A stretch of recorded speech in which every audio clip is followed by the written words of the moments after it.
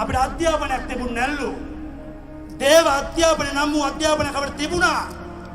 පරසුද්ධගෙන් 1851 පසුබිහි වෙච්ච ඔය පරසුද්ධගේ අධ්‍යාපනයට වඩා ශ්‍රේෂ්ඨ අධ්‍යාපනයක් තිබුණා.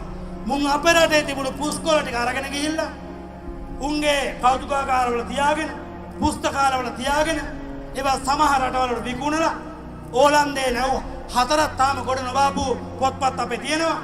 පෘතුගාලයේ අපේ පොත්පත් තියෙනවා. ඕල්ටර් සහ බ්ලැවස්කි හොරකම් කරන ගේ පොත් ටික ඇමරිකාවේ තියෙනවා. පෘතුගාලයෙන් හොරකම් කරපු පොත් ජර්මනියේ තියෙනවා.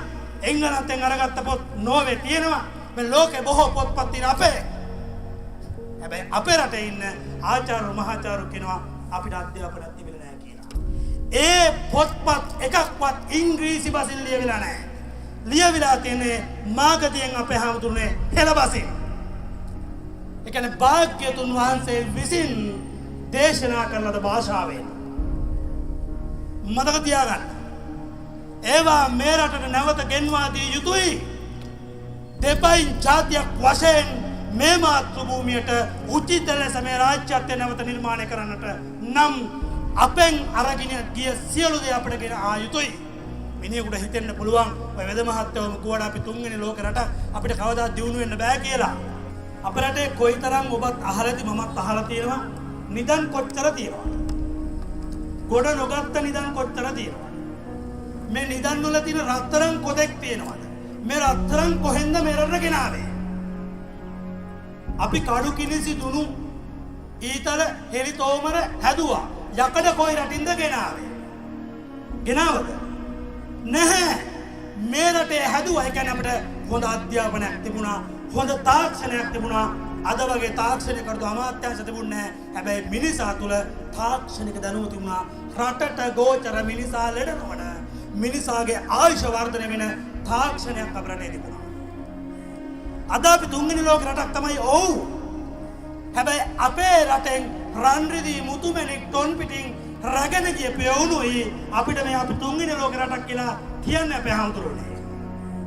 උන් ඊට කලින් හිඟන්නු ලෝකයේ සිටින සියලු රාජ්‍යයන් අපිට කියනනම් අපි තුන්වෙනි ලෝක රටක් කියලා නැහැ. මම කියනවා අපි 1815ට පෙර ලෝකේ දියුණුම රටක්.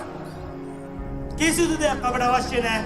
තප්‍රවේන් කියන සංකල්පයේදී රෝමානුවන් ලියන ඉතිහාසයේ ලංකාව පිළිබඳ සටහන් වෙන්න අපේ ආඳුරනේ මේක රටක් නෙමෙයි මේක ලොවක් කියලා.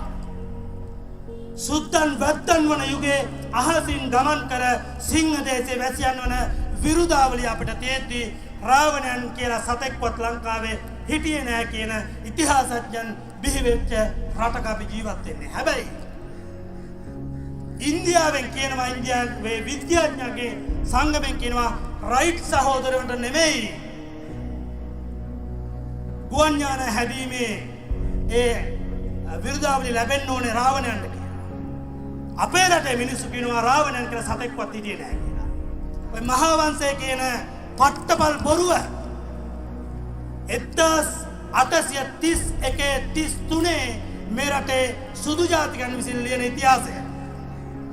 ඊට එහා ලිඛිත ඉතිහාසයක් අපේ හාමුදුරනේ අපේ රටේ තියෙනවා. ඒ ඉතිහාස පොත් ටික ගේන්නටයි මම මේ ඔබට ආමන්ත්‍රණය කරන්නේ. මේවා පටිගත වෙනවා. මේවා රජවරු මේ රටේ දැනගනීවි. අනාගතේ පහළ වෙන අයවරුන් හරි මේ සැබෑ ඉතිහාස පොත් ටික මේ රටට ගේන්න. ඒ තාක්ෂණය ගේන්න. මේ රටේ සියලු දේ තනන්න. මගේ දැනුම මම දෙනවා පණ පුදා හරි මේ ජාතිය දෙපයින් නැගිටවීමට අදාළව. මතක තියාගන්න. අපිට ලෝකෙ කිසිම දෙයක් අවශ්‍ය නැහැ. ඔබ කියයි මේ ආව ගමනේ අපි ගොඩක් දුර ඇවිල්ලා නෙවෙද මහත්තයා අපි කොහොමද වෙනස් වෙන්නේ කියලා. අවුරුදු 6000ක් ඇවිල්ලා අවුරුදු 200කින් අපි කාලකන්ණි වුණා නම් ඔය 200 පැත්තකට දාලා ආපහු අපිට හැදෙන්න බැරිද පුතේ?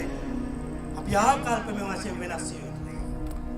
අපි ප්‍රායෝගික වශයෙන් වෙනස් වෙ යුතුයි. කෑකෝ ගැහුවට වැඩක් නැහැ තැන් වල. ප්‍රායෝගික වශයෙන් වෙනස් වෙ යුතුයි. ජාතිය රැක ගන්නට ජාතිය උරුමය නිසි ලෙස අවබෝධය ලබා ඒ ලෙසට ඒ වෙතට නැඹුරු විය යුතුයි. ඒ ලෙසට අපි හුරු විය යුතුයි. එසේ නොවන තාක්කල් මොන නීතියෙන්වත් මේ රට පුතේ හදන්න බෑ, ගොඩ ගන්න බෑ. මතක තියාගන්න මෙරට නැවත නිසිතැනට ගේනවා.